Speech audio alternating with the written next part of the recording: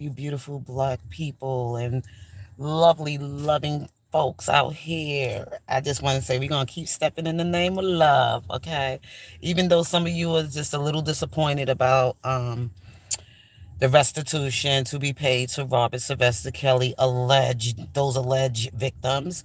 Um, we're gonna still step in the name of love. Keep your head up, folks. Keep your head up, folks. You know that's when you know the devil mad, when the devil done wrong and the devil just trying to make it look right. Um, those of us that do know the truth out here, we shouldn't have anything to be disappointed about. We could have expected them to come with something to charge Mr. Kelly for, and I'm gonna say like this: nothing come for free. Um, all the energy they put in to just try to destroy Robert Sylvester Kelly and the work and the lot of the lies they put in and the money they paid out to these women to lie, the PPP loans, the Section 8 immunity, the book deals, the awards, and everything else that they got. Don't think that these people are not trying to get paid for doing what they did. So they're going to make it say that the money is going to the alleged women, the victims, but it's really actually going to the attorneys. By the time they finish distributing that money, those women ain't getting nothing. Okay, they'd already got what they got up front in the deal. Okay, so I wouldn't waste too much energy on it. I wouldn't put myself into um a mental illness crisis over it. Welcome to America. Welcome to their system. This is what they do.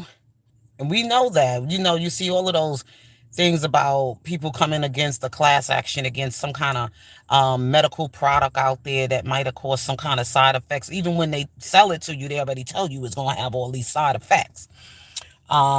Just like Robert Sylvester Kelly music, before you even listen to it, you know it is very explicit, sexually explicit. Parental discretion is advised. You know, programs you watch on TV, they put out the warning that if you watch this program, it may be some graphic. Good morning, Arissa. How are you, love? You're going to see some graphic things that you may not want your children to see if you're watching it with your family. There's always some kind of catch to something. This is all about these people making money, political campaign going on, whatever it is. This is what they wanted to do: take down Robert Sylvester Kelly, and they wanted to use these women, and these women were already giving their awards. You would say they were already compensated for whatever they did. So don't get yourself worked up. Don't get yourself a nervous. Don't have a nervous breakdown. Don't have a nervous breakdown. It's all good. You know what I'm saying? Thank you, Arissa. Thank you for touching and agreeing with me. It is all good. These attorneys, these prosecutors or whatever, they didn't work for free. Okay? They didn't work for free. They all looking to gain something out of their political campaign or whatever they did to take down a wealthy entertainer, black entertainer. And that's what they did to Robert Sylvester Kelly. His music was already parental advised. If they trying to come at him for selling that type of music on the market, he had no control over it. The government. Okay? Um, all his labels on his records, you will see that they're on CDs and everything that I know I bought. You know what I'm saying? This is the whole setup in America. This is the game. This is the money game. Who's going to gain power? Who's going to gain on top? Take down this wealthy entertainer. Take down this wealthy black man entertainer and use his own people to do it so it won't look like it's racism. Okay? Hello? Hello? You people just got to wake up. You got to know the game to America. That's how she played. So anyway, we all know the truth here, and we're going to continue to keep Robert Sylvester Kelly in our sincere prayers. I did post last night. I thought about the fact that he did have his firstborn grandchild. Um, keep his family in prayer, keep his firstborn in prayer. I explain to people that I don't do baby showers, I don't do gender parties, anything like that. Being that I am a Christian, I used to do these things before God have gotten me to this level, in my Christian growth. So I used to do baby showers, never a gender party, but always have had been to baby showers. Now they got the new thing coming, the gender party. My belief is that if I'm practicing Christianity and believing in Christ, and even him being born, the child, the infant coming into the world, I believe that the gifts were brought after the child was born, and the three kings came and brought their gifts to the newborn baby Jesus. And that's the way I feel about the children when they being born in this world. We should bring the gifts once they come to the world. But what we can do is pray for that mother or those parents that are receiving their first child and everything, that we should pray for a healthy child. A healthy child, a child that's going to come into the world and be healthy, and we keep them encouraged and everything like that. I believe in that part. But as far as me bringing gifts and everything to a child that hasn't even gotten here yet, I've seen people have baby showers and things didn't turn out right. Right, Arissa? Yep.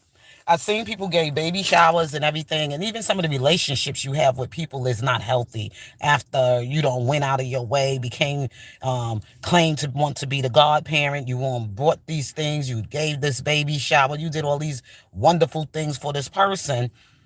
I have three godchildren. Okay. One, I mean, two of them actually, I did go to their christenings.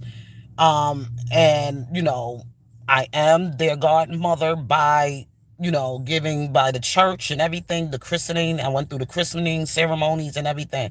One is a cousin of mine's child.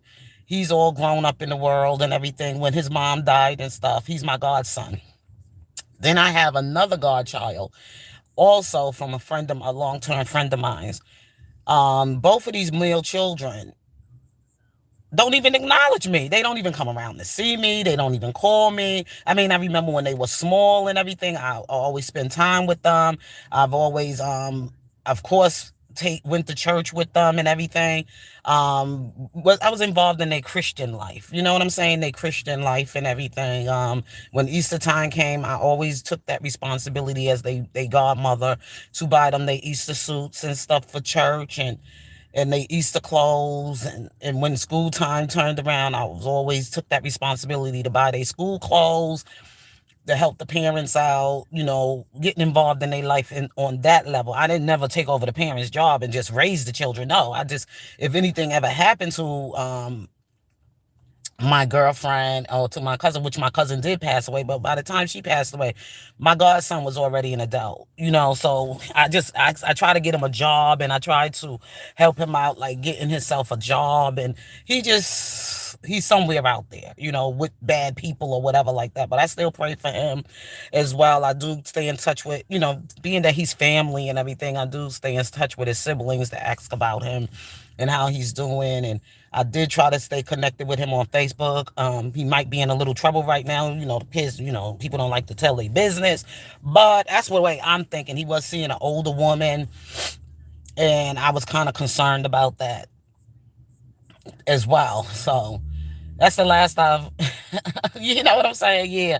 So he was involved in a relationship with an older woman while he was still like in his early 20s. And this older woman was like in her, I think, 40s. And she also had she had young children herself. And I tried to,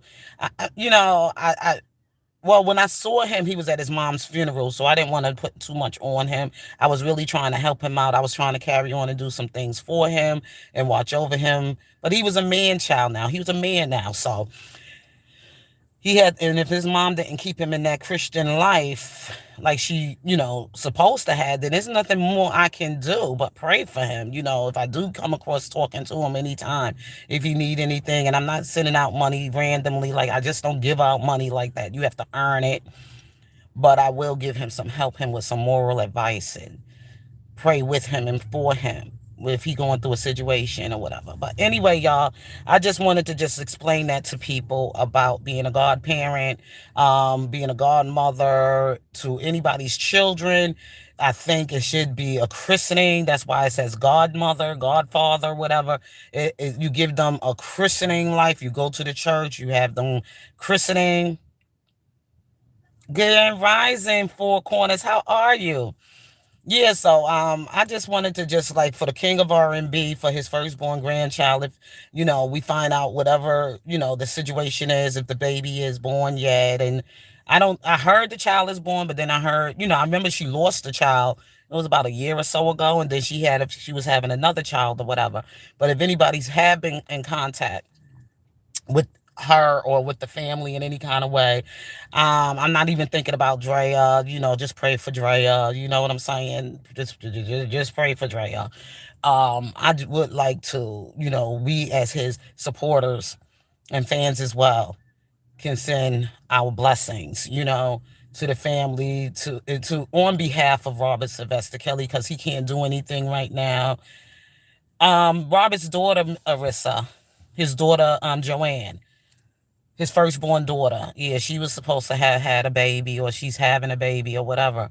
And we just want to follow up on that so that we can, be there to encourage her as a young mother, and plus pray for her, and, keep his family in our prayers, because that's a very special moment of his life, to be able to be around his firstborn grandchildren, just to be around his children, and being that he's going through all of this right now, these legal issues. And yeah. So I wanted to just like put that out there. If anybody's interested, there's ways we can. Once we find out, I will, help everybody, those who may not understand how to do it. We can't, we can send it on behalf of him and help him out, as his supporters, help him out, and to keep him encouraged as well, that we're going to watch over his family while he go through all of this stuff. So we'll make sure his children are okay. That's what Christian-hearted people will do. And people that believe in Robert Sylvester Kelly as well will. I'm starting to tear up, y'all, because this is touching my heart. But anyway, let me get in here to work, get my day started. It's sad. It's really sad. People don't think that deep. People definitely don't think that deep. They think everything for granted, and they don't go more deeper than the surface. Okay? All they care about is the small things, but this is a big thing. It's like R. Kelly grew on me like family, Been following his music from the time he came out. I love his music. Most of the songs, I think his inspirational songs has really, really brought me so much joy in my life. Just the way he sings it, Nobody can do it no better than R. Kelly. And this is really sad. But anyway, let me get myself in here to work. Let me stop all this tearing up and crying, because I get emotional. So I will be in touch with y'all about what we can do to keep Robert Sylvester Kelly children in our prayers, and his firstborn, the grandchild, and everything. And on behalf of him, until he returned back to us, okay? So anyway, you all have a blessed and wonderful Friday. And if God's willing, I'll be in touch. Be blessed. Peace.